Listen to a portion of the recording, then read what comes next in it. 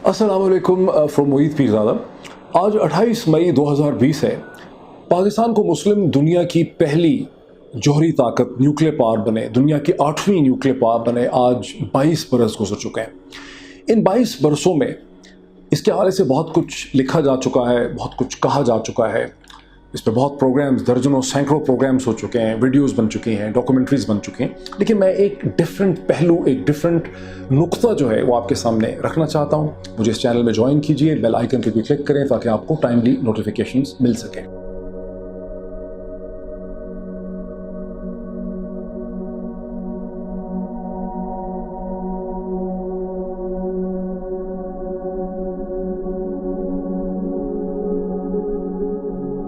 जैसे कि मैंने पहले कहा कि 28 मई 1998 को पाकिस्तान दुनिया की 8वीं जौहरी ताकत न्यूक्लियर पावर बना, डिक्लेयर न्यूक्लियर पावर बना और मुस्लिम दुनिया की पहली न्यूक्लियर पावर बना। और शायद मुस्लिम दुनिया में कोई और न्यूक्लियर पावर जो है वो नहीं बन सकेगी। पाकिस्तान कमोबेश 12 बरस से एक डिफेक्टो, इफ नॉट मोर, एक डिफेक्टो दर हकीकत एक न्यूक्लियर पावर था,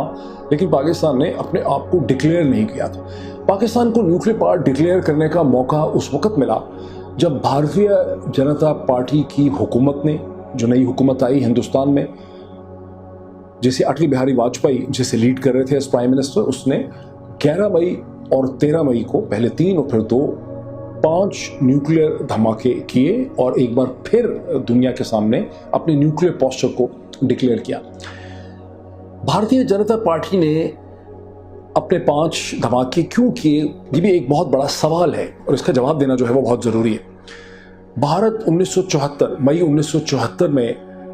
स्माइलिंग बुद्धा के नाम से पहला जौहरी धमाका कर चुका था और भारत एक डिक्लेयर्ड न्यूक्लियर पावर था। मई 1998 में भारतीय जनता पार्टी की हुकूमत ने जो न्यूक्लियर पोस्चर इख्तियार किया वो हकीकत पाकिस्तान डायरेक्टेड नहीं था, पाकिस्तान सेंट्रिक नहीं था, ये ग्लोबल सेंट्रिक था, ये वर्ल्ड सेंट्रिक था। भारतीय जनता पार्टी की हुकूमत भारत के स्टेटस को, उसके इंटरनेशनल स्टेटस को, उसके इमेज को, उसकी जो इक्वेशन थी अमेरिका और न्यूक्लियर क्लब के साथ, मगरब के साथ, दुनिया के साथ, उसे बदलना चाहती थी। उनका ख्याल था कि भारत को एक ख़ास अंदाज से, एक ख़ास एंगल से, ख़ास जाविये से देखा जाता है और उस स्टेटस को चेंज करना है ताकि दुनिया भारत को, हिंदुस्तान को एक बड़ी ताकत की हैसियत से देखे, एक डिफरेंट अंदाज की हैसियत से देखे। मैं आपको ये भी याद करवाऊंगा कि 1990 के दिहाई के आखिर तक जो फॉर्मुलेशन थी इंटरनेशनल रिलेशंस में वो इंडो पाकिस्तानी सब कॉन्टिनेंट की थी। जो इंडिया के न्यू दिल्ली की जो स्ट्रेटेजिक जो एस्टैब्लिशमेंट थी, जो स्ट्रेटेजिक कम्युनिटी थी, उसे ये फॉर्मुलेशन एक्सेप्टेड नहीं थी। वो कहते थे कि हिंदुस्तान को दुनिया एक अलग से, एक अलग लेंस से, एक अलग ताकत की हैसियत से देखे, एक बड़ी ताकत की हैसियत से देखे। और जो इंटरनेशनल लीडरशिप और इंटरनेशनल मीडिया और इंटरनेशनल एकेडेमिया जो टर्म इस्तेमाल करते हैं इंडो पाकिस्तानी सब कॉन्टिनेंट की, इस टर्म, इस इस्तिलाह को ख़त्म होना चाहिए। जब अमेरिका का प्रेसिडेंट, बरतानिया का प्राइम मिनिस्टर, फ्रेंच प्रेसिडेंट या जर्मन चांसलर साउथ एशिया की तरफ आता है तो उसे हिंदुस्तान अलग आना चाहिए। उस ट्रिप में उसे पाकिस्तान और बांग्लादेश नहीं जाना चाहिए, और अगर उसको पाकिस्तान आना है और बांग्लादेश आना है तो वो अलग से आए, लेकिन जिस ट्रिप में वो हिंदुस्तान आएगा वो सिर्फ और सिर्फ हिंदुस्तान आएगा और वहाँ से वो वापस चला जाएगा। ये इंटरनेशनल रिलेशन की जो रिलेशंस में कम्युनिकेशन सिंबलिज्म जो है, ये हिंदुस्तान की स्ट्रेटेजिक कम्युनिटी के लिए, वहाँ की इस्टेब्लिशमेंट के लिए ये बड़ी इंपॉर्टेंट थी। 1998 के जो जौहरी धमाके थे हिंदुस्तान के, वो दर हकीकत हिंदुस्तान की इक्वेशन को चेंज करने के लिए किए गए। ये भारतीय जनता पार्टी की डोमेस्टिक पॉलिटिकल कंपल्जन भी थी, बिकॉज वो दुनिया के सामने एक ज़्यादा हॉकिश, एग्रेसिव और असर्टिव पोजीशन जो है वो इख्तियार करना चाहते थे। ताहम जब उन्होंने ये धमाके किए उसके बाद भारतीय जनता पार्टी की जो लीडरशिप है उसने बड़ी हॉकिश पोजीशन भी इख्तियार की, लेकिन वो हॉकिश पोजीशन टुवर्ड्स पाकिस्तान इख्तियार की। लेकिन अगर पाकिस्तान की तरफ की बहुत एग्रेसिव हॉकिश पोजीशन ना भी इख्तियार करते तो अब पाकिस्तान की ये कंपल्जन थी, पाकिस्तान के लिए ये बहुत बड़ी अपॉर्चुनिटी थी, बिकॉज पाकिस्तान एक डिफेक्टो न्यूक्लियर पावर था, गुज़श्ता कम से कम 12 बरस से था और अपने आप को डिक्लेयर नहीं कर पा रहा था। ये पाकिस्तान के पास अपने आप को न्यूक्लियर डिक्लेयर करने की एक स्प्लेंडेड अपॉर्चुनिटी थी जिसे पाकिस्तान ने कैच किया और अपने आप को न्यूक्लियर डिक्लेयर किया। اب اس کی کنٹریبیوشن جو ہے, اس کا جو صحرا ہے, پولیٹیکل صحرا پاکستان کا نیوکلیر ہونے کا, یہ کس کے سر جاتا ہے, اس پہ بھی پاکستان میں بڑی بحث ہوتی ہے. میں آج بھی دیکھ رہا تھا کہ شہباز شریف صاحب نے ایک ویڈیو لنک کے ذریعے اور مریم نواز صاحبہ نے ایک ٹویٹ کے ذریعے اس کا تمام تر جو کریڈٹ ہے وہ ایک بار پھر نواز شریف صاحب کو دینے کی کوشش کی. میں سمجھتا ہوں کہ پی ایم ایل این جو ہے وہ ایک بڑی غلط اسٹریٹجی پہ چلتی ہے, غلط پولیٹیکل اسٹریٹجی ہے. شاید ان کا ووٹر بیس جو ہے وہ کم پڑھا لکھا ہے, وہ اسے متاثر کرنا چاہتے ہیں, لیکن جتنے پڑھے لکھے پاکستانی ہیں, جو اویئر پاکستانی شہری ہیں, یہ دنیا بھر کی جو اویئر سٹیزن شپ ہے, اس کو یہ اچھی طرح سے معلوم ہے کہ نواز شریف صاحب کا جو رول ہے پاکستان کو نیوکلیر اسٹیٹ بنانے میں بہت ہی نہ ہونے کے برابر ہے, بیکاز پاکستان کم از کم 12 برس سے ایک ڈیفیکٹو نیوکلیر اسٹیٹ تھا, اور یہ میں آپ کو ایکسپلین کرتا ہوں کیسے تھا. میں سمجھتا ہوں کہ وداؤٹ اینی بائس اینڈ بغض ٹورڈز نواز شریف صاحب, نواز شریف کی جو پبلک ریلیشن کیمپین ہونی چاہیے پی ایم ایل این کی, اس میں بہت سے اور اہم پہلو ایسے ہیں جو نواز شریف, جن کا پاکستان کی سیاست میں ایک بہت ہی امپورٹنٹ رول ہے, بہت ہی امپورٹنٹ پوزیشن ہے, اور وہ پوزیشن ابھی ختم نہیں ہوئی پاکستان کی پولیٹیکل ہسٹری میں. Nawaz Sharif still has a very important role, because ان کا ایک بڑا پاورفل ووٹ بینک ہے, ایک ایسا ووٹ بینک جسے محترمہ مریم نواز صاحبہ مجھے لگ رہا ہے کہ انہیرٹ کریں گی, اور وہ پاکستان کی اسٹیج پہ ہو سکتا ہے کہ ایک بہت بڑے لیڈر کی حیثیت سے ابھریں. یو نیور نو, آپ اس کو رول آؤٹ نہیں کر سکتے کہ وہ پاکستان کی پرائم منسٹر ہی بن جائیں کچھ برسوں میں. دس کی not be ruled out. So prime minister, جو ایکس پرائم منسٹر ہیں نواز شریف, ان کی لیگیسی کے 3-4 پوائنٹس میں پی ایم ایل این کو سمجھانا چاہتا ہوں. پہلی سب سے بڑی ان کی لیگیسی یہ ہے کہ پاکستان جیسے غریب تھرڈ ورلڈ کنٹری کے اندر نواز شریف نے پہلی دفعہ یہ تصور سامنے رکھا کہ انٹرنیشنل سٹینڈرڈ موٹر ویز جو ہیں وہ پاکستان جیسے ملک میں بن سکتی ہیں, اور یہ نواز شریف ہی کو اس کا سہرا جائے گا کہ آج پاکستان جیسے ملک میں موٹر ویز کا M1, M2, M3, M4 ایک جال بچھ گیا ہے اور بچھتا چلا جا رہا ہے. پاکستان میں پہلی دفعہ privatisation and liberalisation of economy کا ارلی 90s میں, بینکنگ کو کھولنا, ڈی ریگولیٹ کرنا, پرائیویٹائز کرنا, جو بہت سی انڈسٹری تھی اس کو لبرلائز کرنا, یہ صحرا بھی نواز شریف کے اوپر ہی جائے گا. ایک تیسری بہت بڑا جو لیگیسی کا پوائنٹ ہے کہ یوں تو نواز شریف پہ یہ الزام ہے کہ وہ جنرلز کی اور جی ایچ کیو کی کا پروڈکٹ تھے, ان کو جی ایچ کیو نے کریٹ کیا, لیکن نواز شریف اس سے آزاد ہوئے ان کی پولیٹیکل جرنی میں, اور ایک ایسا انہوں نے اس قسم کا ایک بڑا اسرٹیو پولیٹیکل لیڈرشپ کا رول اختیار کیا جس نے ایک بہت بڑا پنجاب میں کم از کم ایک ووٹ بینک کریٹ کیا, اور وہ ووٹ بینک جسے مریم نواز جو ہیں وہ انہیرٹ کر سکتے ہیں. انہوں نے پاکستان کے اندر ایک بہت سے ایشوز پہ پولیٹیکل کنسنسس کریٹ کیا, اور دوسرے اور تیسرے درجے کی اور جو ریجنل پولیٹیکل پارٹیز ہیں ان کو نواز شریف اپنے ساتھ لے کر چلے, خواہ وہ پارٹی محمود خان اچکزئی کی ہو, عوامی نیشنل پارٹی ہو, بلوچستان کی پارٹیز ہوں یا ریلیجس پارٹیز ہوں, وہ سب کو اپنے ساتھ لے کے چلے. 18th امینڈمنٹ ممکن نہ ہو سکتی اگر نواز شریف 18th امینڈمنٹ کا ساتھ نہ دیتے, حالانکہ ہوئی پیپلز پارٹی کی گورنمنٹ میں. اور کراچی کے اندر جو انتہائی سکسیسفل آپریشن ہوا کراچی کی ملیٹنسی میں, جس کا آغاز 2013 میں ہوا, اور پھر وہ آپریشن کیا تو ضرور رینجرز نے اور ملٹری کی انہوں نے اس کو لیڈ کیا, لیکن پولیٹیکلی وہ آپریشن ممکن نہ ہوتا اگر نواز شریف اس کو مسلسل, نواز شریف کی گورنمنٹ اس کو پولیٹیکل سپورٹ نہ دیتی. میرا کہنے کا مطلب یہ ہے, یہ ایک ڈائگریشن میں کر رہا ہوں, میرا کہنے کا مطلب یہ ہے کہ پی ایم ایل این کے جو پبلک ریلیشن ایکسپرٹس ہیں وہ نواز شریف کو اور بڑی چیزوں پہ سیل کر سکتے ہیں, لیکن وہ ان کو آ کے نیوکلیر پروگرام پہ سیل کرنے کی کوشش کرتے ہیں. جہاں کسی بھی انٹیلیجنٹ آدمی کا, ذی شعور آدمی کا ذہن نہیں مانتا, وہاں نواز شریف کی کنٹریبیوشن بہت کم ہے. ان کی اور بہت جگہوں پہ کنٹریبیوشن ہے, ان کی پولیٹیکل لیگیسی بڑی امپورٹنٹ ہے جس کو سیل کیا جا سکتا ہے, لیکن نیوکلیر ایشو پہ سیل نہیں کیا جا سکتا. نیوکلیر ایشو کا تمام تر پولیٹیکل صحرا ذوالفقار علی بھٹو پہ جاتا ہے. یہ ذوالفقار علی بھٹو کی جو کہانی ہے نیوکلیر پروگرام کے ساتھ, یہ کوئی 1970s میں نہیں شروع ہوتی. پاکستان میں سب سے زیادہ اگر کسی نے تحقیق کی ہے اور مستند لکھا ہے, کریڈیبل لکھا ہے نیوکلیر ایشو میں, تو وہ نعیم سالک نے لکھا ہے, فار انسٹنس جن کی کتاب ہے the genesis of South Asian nuclear deterrence, اور ایک سے زیادہ کتابیں انہوں نے اس کے حوالے سے لکھی ہیں. وہ آپ کو بتائیں گے کہ کیسے 1957, 58, 59 میں جب ذوالفقار علی بھٹو جنرل ایوب کی کیبنٹ کا حصہ بنے, جب وہ کبھی کمیونیکیشن منسٹر بنے, واٹر منسٹر بنے, تھوڑی دیر کے لیے شاید سائنس کا بھی ایک پورٹ فولیو ان کے پاس تھا, تو ذوالفقار علی بھٹو نے اس وقت سے نیوکلیر پروگرام جو ہے, جو اس وقت ایٹم فار پیس پروگرام تھا یا پیسفل پروگرام تھا, اس کی فنڈنگ میں اضافہ کیا, اور اس وقت سے لوگوں کو کنونس کرنے کی کوشش کی کہ پاکستان کو در حقیقت ایک ویپنائزیشن پروگرام جو ہے اس میں انویسٹ کرنا چاہیے. یہ اور بات ہے کہ پاکستان ویپنائزیشن پروگرام افیکٹولی شروع نہیں کر سکا. 1971 میں جب ذوالفقار علی بھٹو پریزیڈنٹ بنے تو پہلا one of the few things جو انہوں نے کی, انہوں نے عشرت عثمانی کو, جو اس وقت پاکستان ایٹامک انرجی کمیشن کو ہیڈ کرتے تھے اور وہ در حقیقت نیوکلیئر پیسفل پروگرام اور کمرشل پرپسز میں بلیو کرتے تھے, عشرت عثمانی کو انہوں نے فارغ کیا, کیونکہ عشرت عثمانی ویپنائزیشن پروگرام کے راستے میں رکاوٹ تھے اور وہ سمجھتے تھے کہ پاکستان کو ویپنائزیشن کی طرف نہیں جانا چاہیے. اور یوں 1971-72 میں ہندوستان کے پہلے جوہری تجربے سے پہلے ہی ذوالفقار علی بھٹو نے خاموشی سے ویپنائزیشن پروگرام کے اوپر کام کرنا شروع کر دیا. جب 1974 میں ہندوستان نے اپنا پہلا جوہری تجربہ کیا اسمائلنگ بدھا کے نام سے, تو ذوالفقار علی بھٹو کی فیمس اسٹیٹمنٹ سامنے آئی کہ ہم گھاس بھی کھائیں گے لیکن ہم ایٹم بم بنائیں گے, اور بہت ہی شد و مت سے انہوں نے اس کے اوپر کام کیا. اور وہ جتنی اسٹیبلشمنٹ تھی, سائنٹیفک اور انجینئرنگ اسٹیبلشمنٹ تھی جس نے سبسیکوئنٹلی پاکستان کی نیوکلیئر پروگرام کو لیڈ کیا, انکلوڈنگ ڈاکٹر عبدالقدیر خان, جو اپنے ساتھ بلو پرنٹس کو یورپ میں, جہاں وہ ہالینڈ میں کام کرتے تھے, وہاں سے وہ بلو پرنٹس لے کر آئے, بلکہ پاکستان کی انٹیلیجنس کمیونٹی کو یوز کر کے انہوں نے وہ تمام مٹیریلز حاصل کیے جو پاکستان کو نیوکلیئر پروگرام کے لیے چاہیے تھے. اور ذوالفقار علی بھٹو کے بعد, حالانکہ ذوالفقار علی بھٹو کے ایکسیکیوشنر جو تھے وہ جنرل ضیاء تھے, لیکن جنرل ضیاء نے بھی پوری شد و مت سے, یعنی دو انتہائی خوفناک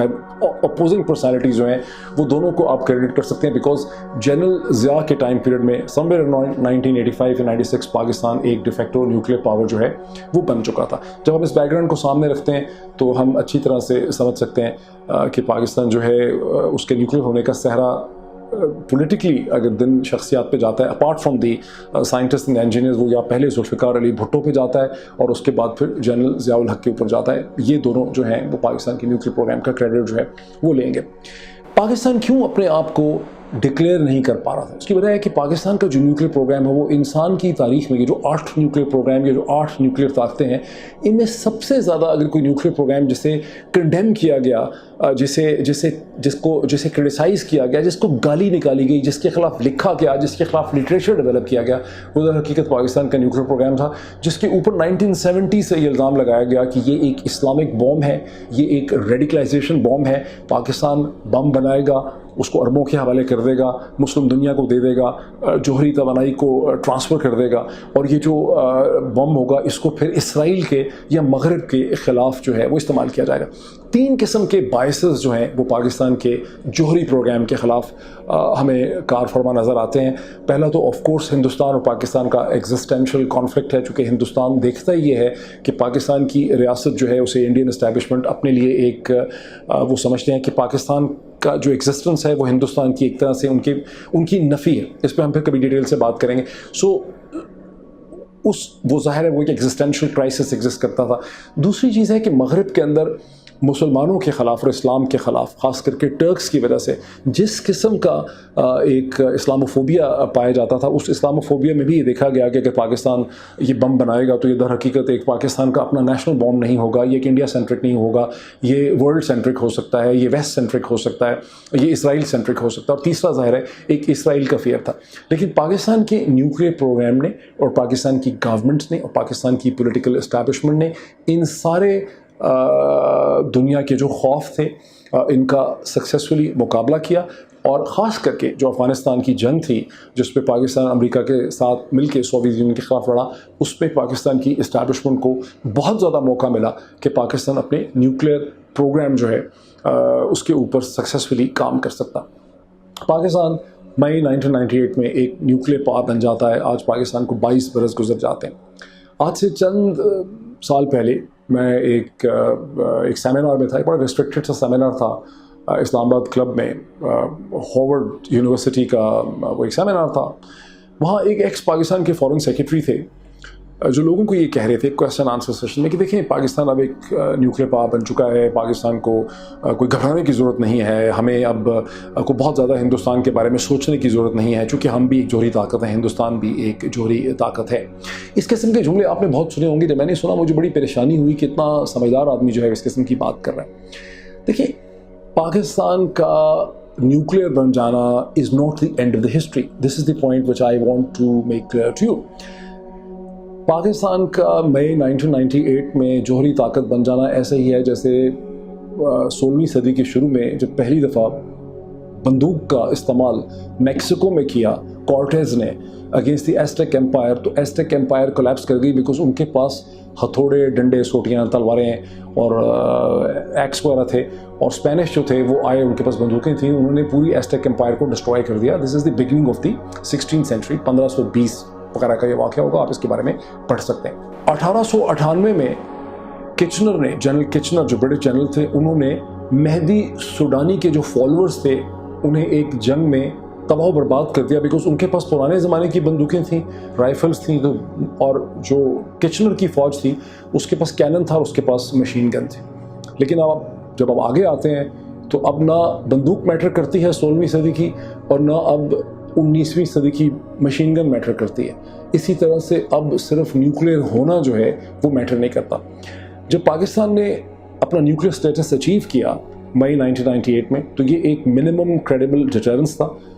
گزشتہ 22 برس میں پاکستان منیمم کریڈیبل ڈیٹرنس سے ایک فل اسپیکٹرم ڈیٹرنس جس کو FSD کہتے ہیں اس کی طرف موو کر چکا ہے، جس میں پاکستان نے ایک بہت ہی کمپیکٹ مسل سسٹم جو ہے، مسائل سسٹم ڈیولپ کیا ہے، جس میں سیریز آف مسلز ہیں جو کنونشنل پے لوڈز بھی کیری کرتے ہیں، نیوکلیر پے لوڈز بھی کیری کرتے ہیں. اس میں شارٹ ڈسٹنس مسلز بھی ہیں، اس میں لانگ ڈسٹنس بھی ہیں، اس میں وہ لانگ رینج مسلز ہیں جو 2000 کلومیٹر یا 1700 میل تک پے لوڈ کو کیری کر سکتے ہیں، نیوکلیر پے لوڈ کو بھی کیری کر سکتے ہیں. دس از ون ڈائمینشن جو گزشتہ 22 برس میں پاکستان نے اچیو کی ہے. جو دوسری ڈائمینشن فل اسپیکٹرم ڈیٹرنس میں پاکستان نے اچیو کی ہے وہ ہے the introduction of the tactical devices. یعنی وہ ٹیکٹیکل ڈیوائسز جو خود امریکہ نے یورپ میں رکھے تھے رشیا کے خلاف، کہ اگر رشین کنونشنل سپیریورٹی تھی تو وہ اگر رشینز ایڈوانس کریں گے تو وہ ڈیوائسز یوز ہو سکتے ہیں. وہ ٹیکٹیکل ڈیوائسز بھی پاکستان نے ڈیولپ کیے ہیں، اور یہ پاکستان کا اس وقت جو فل اسپیکٹرم ڈیفنس ہے اس کے اندر یہ بڑا امپورٹنٹ رول پلے کرتے ہیں. لیکن بات یہاں ختم نہیں ہوتی ہے، اور دو چیزیں کم از کم بتانی ضروری ہیں. دونوں چیزوں کا آپ نے نام سنا. ایک ہندوستان کا کولڈ اسٹار ڈاکٹرائن ہے، اور دوسرا سو کالڈ سرجیکل اسٹرائک کا کانسیپٹ ہے. مئی 1998 میں ہندوستان نے دنیا کے سامنے اسٹیٹمنٹ رکھنی تھی، دنیا کے سامنے ہندوستان کے اسٹیٹس کو ڈکلیئر کرنا تھا، لیکن ایک جو، اور اس میں وہ کامیاب بھی ہوئے، لیکن ایک جو ڈس ایڈوانٹیج ہندوستان کو ہوا وہ یہ ہوا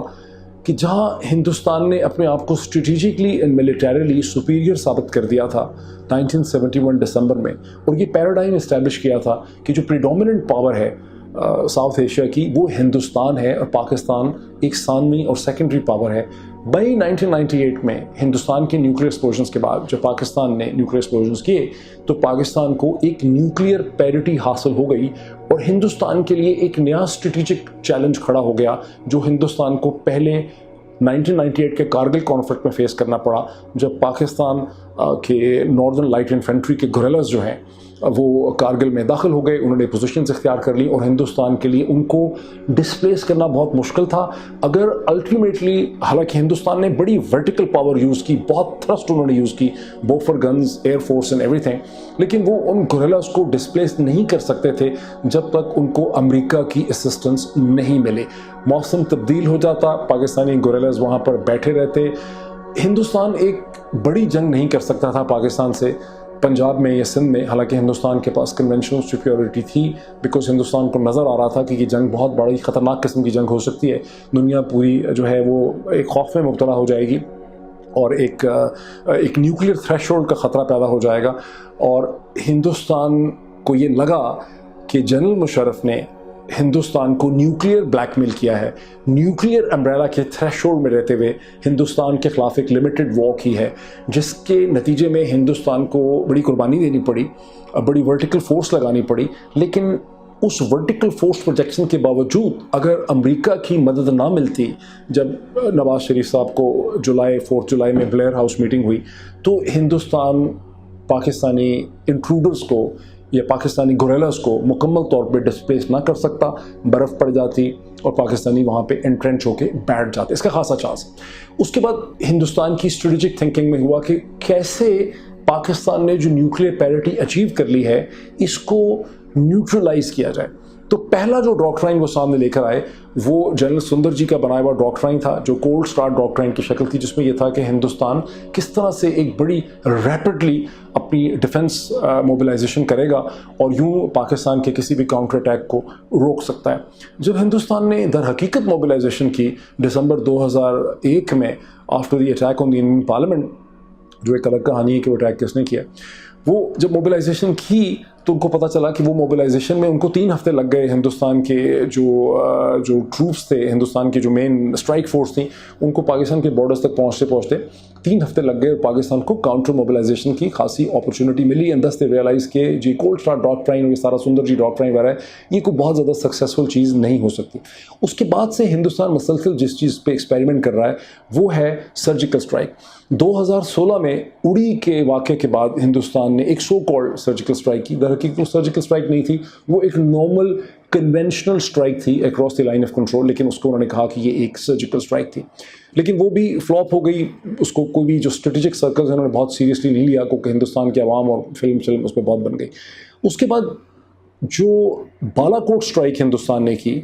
फरवरी में 2019 के अंदर, ये भी दर हकीकत जो है, इसको आप देख सकते हैं कि ये पाकिस्तान की न्यूक्लियर पैरिटी को चैलेंज करने का एक डॉक्ट्राइन है, जहां दर हकीकत ये पैराडाइम एस्टैब्लिश किया जा रहा है कि yes India and Pakistan are nuclear, but we can punish Pakistan, we can go inside the Pakistani territory, we can hit the targets inside Pakistan without really creating a bigger war. और आपने देखा कि कैसे द पाकिस्तानी स्ट्रेटेजिक जो माइंड था उसने इसको इमीडिएटली रिसीव किया कि दिस इज द पैराडाइम जो कि न्यू दिल्ली इस्टेब्लिश करना चाह रहा है, एंड दस the Pakistani air force struck back after 24 hours. और फिर वो अभिनंदन वाला सारा वाक़या आपके सामने हुआ, और यूं सर्जिकल स्ट्राइक का कॉन्सेप्ट जो था वो सेकंड टाइम फेल हो गया। इसका जो स्ट्रगल है साउथ एशिया में न्यूक्लियर होने के बाद, जो मैं असल में इस्टेब्लिश करना चाहता हूँ, देखिए न्यूक्लियर बन जाना is not the end of the history. ये एक कंटिन्यूस एवोल्यूशन है स्ट्रेटेजिक डॉक्ट्राइन्स की, जिसमें हिंदुस्तान और पाकिस्तान जो हैं वो मसलसल इस रास्ते पे चल रहे हैं, एक दूसरे को मैच करने की कोशिश कर रहे हैं। इसका जो सबसे ज़बरदस्त रेजोल्यूशन हो सकता है, जो ना हिंदुस्तान कर पा रहा है ना पाकिस्तान कर पा रहा है, वो ये है कि हिंदुस्तान और पाकिस्तान अक्रॉस द टेबल बैठ सकें और अपना एक इक्वेशन डिसाइड कर सकें कि उनको इस खित्ते में किस तरह से रहना है, और हिंदुस्तान ये एक्सेप्ट कर सके कि पाकिस्तान को वो स्ट्रेटेजिकली सबड्यू नहीं कर सकेगा, वो पाकिस्तान को पाकिस्तान के ऊपर एक स्ट्रेटेजिक या मिलिट्री डोमिनेंस एस्टैब्लिश नहीं कर सकेगा। और वही जो बात जुल्फ़िकार अली भुट्टो ने 1974 में कही थी कि हम घास खाएंगे लेकिन एटम बम बनाएंगे, वो घास खाने वाला पैराडाइम मसलसल चल रहा है। जब तक हिंदुस्तान और पाकिस्तान के दरमियान ये जो एग्जिस्टेंशियल कॉन्फ्लिक्ट है, जब तक न्यू दिल्ली ये फील करता रहेगा कि पाकिस्तान का ख़ात्मा ही दर हकीकत हिंदुस्तान की फतह है, जब तक ये पैराडाइम एड्रेस नहीं होगा, उतनी देर तक ये जो कंपटीशन है, ये जो राइवलरी है, ये कंटिन्यू करेगी। इसका सलूशन जो है वो दर हकीकत न्यूक्लियर डॉक्ट्राइन के अंदर भी नहीं है। Thank you so much.